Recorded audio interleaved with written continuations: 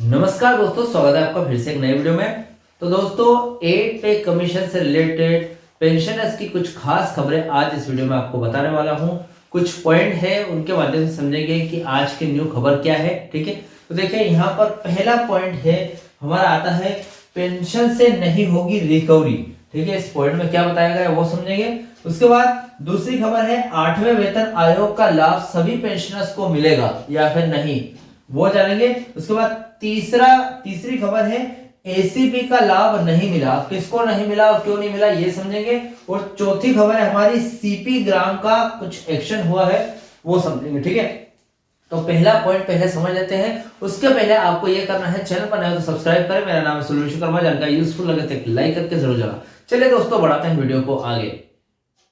तो दोस्तों देखिए यहाँ पर जो पहला पॉइंट है पेंशन से नहीं होगी रिकवरी, पहले इसको समझ लेते हैं पूरी तरीके से। सरकारी कर्मचारियों को कम्यूटेटेड पेंशन का विकल्प मिलता है। ठीक है, इसमें रिटायरमेंट के साथ पेंशन का एक हिस्सा आमतौर पर 40% एक मुश्त यानी कि लमसम राशि के रूप में ले लिया जाता है। ठीक है, यहाँ पर क्या है कि रिटायरमेंट में जब पेंशन होता है आपको एक तो पेंशन मिलती है और एक मुश्त आपको कुछ रिटायरमेंट के बाद लमसम राशि भी मिलती है। ठीक है, कुछ पेमेंट वगैरह मिलता है। ठीक है, तो वो ले लिया जाता है। एक मुश्त राशि की भरपाई के लिए सरकार अगले 15 वर्षों तक कर्मचारी की मासिक पेंशन में से कटौती करती रहती है। इस कटौती को ही रिकवरी कहा जाता है। ठीक है, मतलब जो आपको पेंशन मिलती है उसमें से भी आपकी 15 सालों तक कुछ कुछ पैसे सरकार ले लेती है। और वो कुछ कुछ पैसे जब इकट्ठी हो जाती है, इकट्ठा हो जाता है, उसको पेंशन रिकवरी बोलते हैं। ठीक है,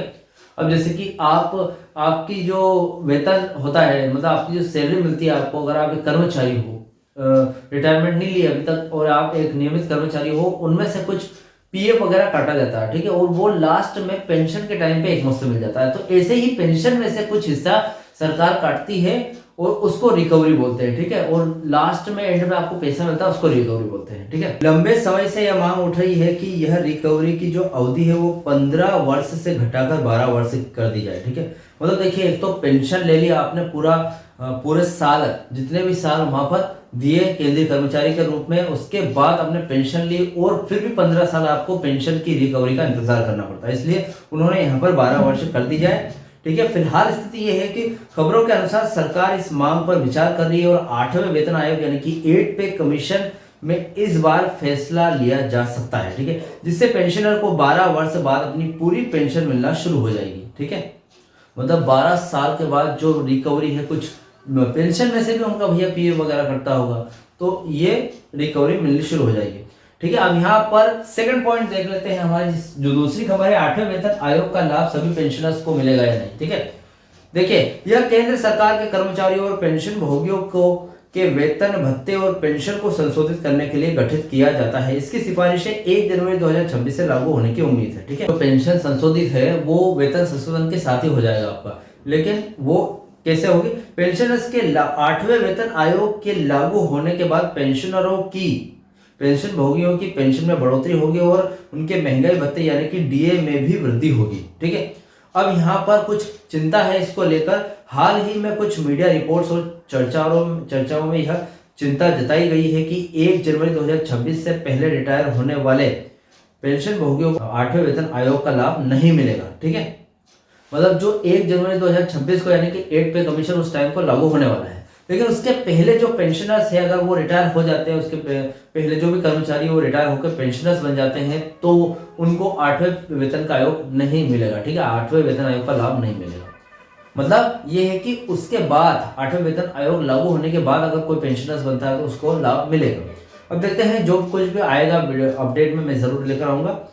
सरकार का स्पष्टीकरण भी है। हालांकि सरकार ने इन अफवाहों को खारिज करते हुए कहा है कि हाल के संशोधन केवल मौजूदा नीतियों का सत्यापन है और ये किसी भी पेंशन भोगियों के लाभ में बदलाव नहीं करेंगे। ठीक है, फिर भी पेंशनर्स संगठन लगातार मांग कर रहे हैं कि 8वें वेतन आयोग के दायरे में सभी पेंशनर्स को शामिल किया जाए और उनकी पेंशन सुरक्षा सुनिश्चित की जाए। ठीक है, मतलब जो भी 8वें वेतन आयोग के आसपास आ रहे हैं, जितने भी पेंशनर्स है, उनको 8वें वेतन आयोग में लिया जाना चाहिए। जैसे कि अगर 8वें वेतन के आयोग के तहत जितने भी कर्मचारी है, पेंशन कर्मचारी जो देश में 50 लाख कर्मचारी है, केंद्रीय कर्मचारी, उनको अगर 8वें वेतन आयोग का फायदा मिल रहा है तो जो 69 लाख यहाँ पर पेंशनर्स है उनको भी 8वें वेतन आयोग का लाभ मिलना चाहिए, ये बताया जा रहा है। फिर हमारा तीसरा पॉइंट आता है, तीसरी खबर आती है एसीपी का लाभ मिला या नहीं।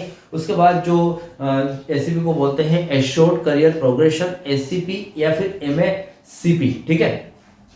देखिए एसीपी यानी कि एक्योर्ड करियर प्रोग्रेशन और बाद में एमएसीपी मॉडिफाइड एक्योर्ड करियर प्रोग्रेशन योजनाएं उन सरकारी कर्मचारियों के लिए है जिन्हें उनके करियर में पदोन्नति नहीं मिल पाती है, ठीक है। मतलब जो भी उन्होंने अपना करियर बनाया, जो भी उन्होंने इतने साल कंपनी को दिए या फिर किसी भी सरकारी क्षेत्र में अपने इतना समय दिया, तो उनके करियर में प्रमोशन नहीं मिला उनको, इसलिए उनको यहाँ पर एसीपी भी मिलता है और एमएससीपी भी मिलता है, ठीक है। इस योजना के तहत कर्मचारी को एक निश्चित सेवा अवधि जैसे कि 10, 20, 30 वर्ष पूरी करने पर अगली उच्च ग्रेड पे लेवल का लाभ दिया जाता है, भले ही उनका प्रमोशन ना हुआ हो। पेंशनर्स का मुद्दा भी है यहाँ पर, कई पेंशनर शिकायत करते हैं कि उन्हें अपनी सेवा के दौरान समय पर एसीपी या फिर एमएससीपी का लाभ नहीं मिला या गलत ग्रेड पे का लाभ मिला है। इससे उनके अंतिम पेंशन यानी कि फाइनल जो पेंशन होती है कि जो कैलकुलेशन है वो प्रभावित होती है, ठीक है। अब इसमें कुछ सुधार भी किया जा सकता है। ऐसे मामलों में पेंशनर्स को अपने विभाग या सीपी ग्राम जैसी शिकायत निवारण प्रणाली के माध्यम से आवेदन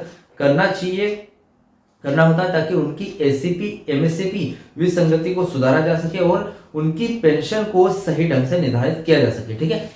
एसीपी एमएससीपी का जो ग्राम एक्शन है वो हमने देख लिया है, मतलब एसीपी का जो लाभ नहीं मिला वो पॉइंट हमारा क्लियर हो चुका है। अब हमारा चौथा पॉइंट आता है सीपी ग्राम का एक्शन क्या है, ठीक है। यहाँ पर यह भारत सरकार का एक ऑनलाइन प्लेटफॉर्म है जिसका उद्देश्य नागरिकों की शिकायतों को दर्ज करना है, ठीक है, ट्रैक करना और उनका निवारण करना है। मतलब पेंशन संबंधी किसी भी समस्या जैसे कि पेंशन शुरू ना होना, पेंशन का शुरू ना होना, कम पेंशन मिलना, एसीपी एमएससीपी विसंगति या अन्य रिटायरमेंट लाभों में देरी के लिए इन पेंशनर्स इस प्लेटफॉर्म का उपयोग करते हैं, ठीक है। और उसके लिए यहाँ पर कार्यवाही भी की गई है। जब कोई पेंशनर सीपी ग्राम पर शिकायत दर्ज करता है तो यह शिकायत संबंधित सरकारी विभाग को भेज दी जाती है, ठीक है।